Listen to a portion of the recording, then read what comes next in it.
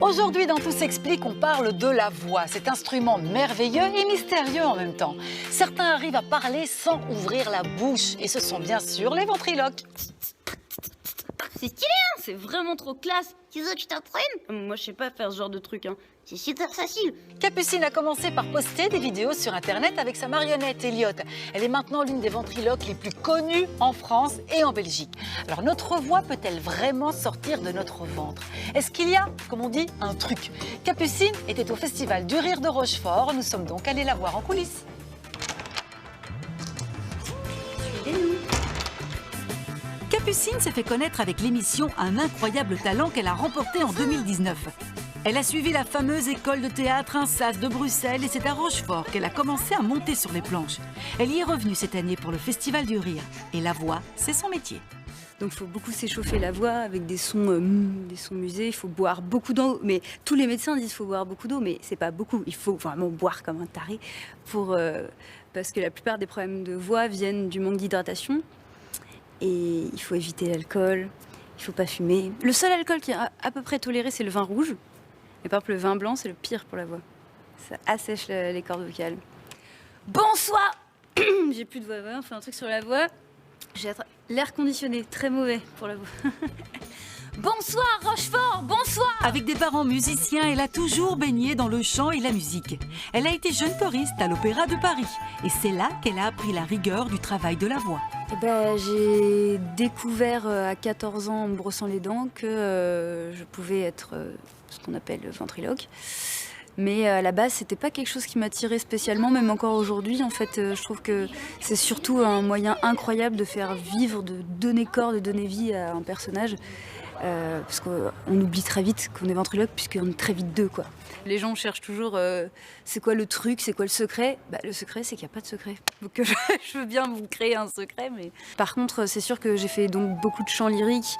Je fais de la flûte traversière, donc des choses qui sont très en relation avec le souffle, avec la gestion du diaphragme, des poumons, tout ça, l'endurance. Et donc, si ça se trouve, toutes les chanteuses lyriques sont peut-être ventriloques, des ventriloques qui s'ignorent, on ne sait pas. Pourquoi tu penches comme ça? C'est pour éviter ton nez. J'ai pas envie de perdre un œil.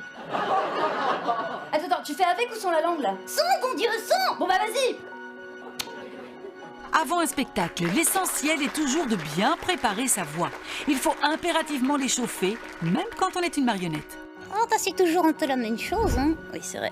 Normalement, on se concentre. À partir du moment où on repasse la tenue de scène, on commence à se concentrer. Je fais des petits exercices de diction, 3 petites trucs de cuite, 3 petites trucs de cru.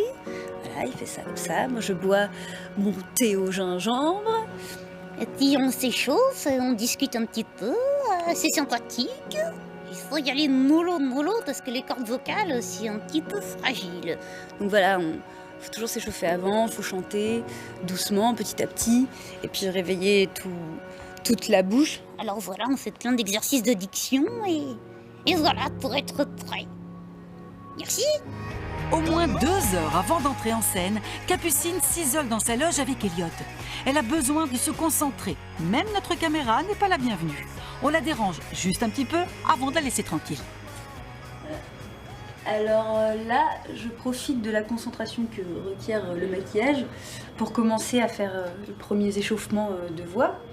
Donc ce qui est bien pour commencer, c'est de faire ce qu'on appelle les sons musés, les sons avec la bouche fermée, parce que ça permet d'échauffer, de réveiller doucement les cordes vocales, donc des petits... L'ennemi numéro 1 du ventriloque, comme pour tous les artistes, c'est le stress. Mais attention, le mauvais stress, celui qui bloque tout. Ce qui est pas bon dans le stress, c'est si on contracte trop ça, comme ça, c'est toutes les tensions. Et après, normalement, l'expérience fait qu'on apprend à transformer le trac panique en en bon trac, quoi, ce qu'on appelle la concentration. Et puis, moi je parle pour ma part, la ventriloquie, ça demande tellement de concentration que une fois sur scène, il n'y a plus de place pour le trac en fait. Une demi-heure avant d'entrer sur scène, dernier préparatif avec Pierre, son régisseur, qui la suit partout. Le spectacle peut commencer. C'est toi qui me le mets. Vas-y. C'est parfait. C'est un petit truc furique.